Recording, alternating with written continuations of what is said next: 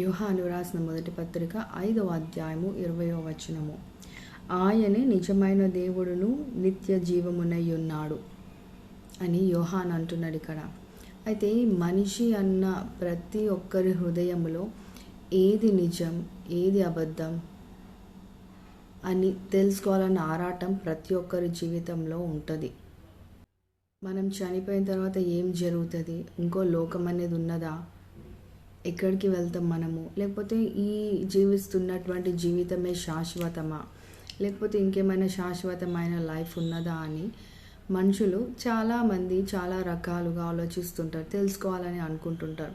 కొంతమంది దేవుడు ఉన్నాడని నమ్ముతారు, కొంతమంది దేవుడు లేడని నమ్ముతారు, కొంతమంది ఈ జీవితం తర్వాత ఈటర్నల్ లైఫ్, బిలీవర్స్ అయితే ఈటర్నల్ లైఫ్ ఉన్నది అని నమ్ముతారు, కొంతమంది ఈ జీవితం తర్వాత ఇంకేమీ లేదు అని అనుకుంటారు. అందుకే చాలామంది ఇదే మన జీవితం, ప్రస్తుతంగా మనం జీవిస్తున్నటువంటి జీవితమే జీవితం, దీని తర్వాత జీవితం లేదని వారి ఇష్టం వచ్చినట్టు జీవిస్తుంటారు. అంటే పాపమేదో తెలుసుకోరు, కరెక్ట్ ఏదో తప్పేదో ఏది తెలుసుకోకుండా విచ్చలవిడిగా జీవిస్తున్నటువంటి మనుషులు చాలామంది ఉన్నారు.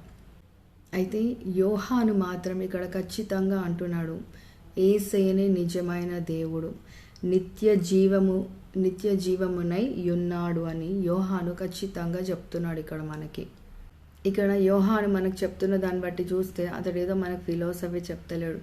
నువ్వు యేసయ్య దేవుడని ఒప్పుకున్న తర్వాత, యేసయ్యను ఒప్పుకున్న దేవుడని అంతే ఇంకా అన్నట్టు కాదు. నువ్వు యేసయ్య దేవుడని తెలుసుకొని యేసయ్య దేవుడని ఒప్పుకున్నప్పుడు నువ్వు యేసయ్యతోని సహవాసం కలిగి జీవిస్తావు.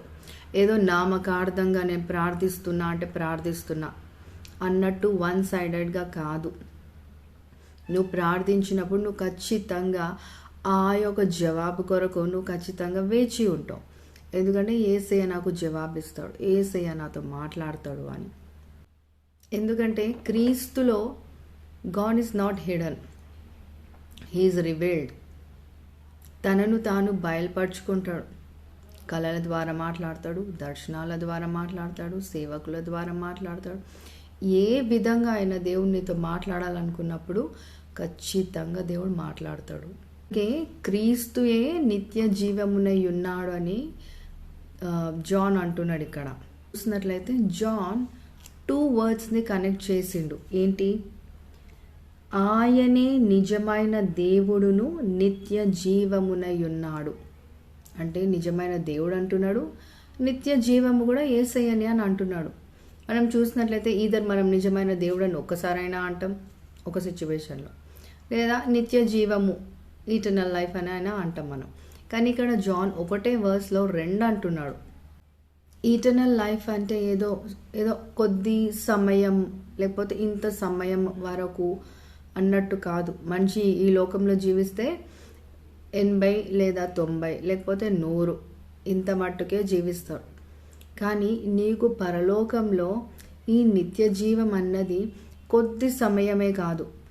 ఇప్పుడు మనిషి యొక్క జీవితం లాగా 80, 90, 100 years అనే కాదు. నిత్య జీవితం, శాశ్వతంగా నువ్వు యేసయ్యతోనే జీవిస్తావు. అయితే ఈటర్నల్ లైఫ్ అనేది నువ్వేదో కష్టపడి సంపాదించుకునేది కాదు.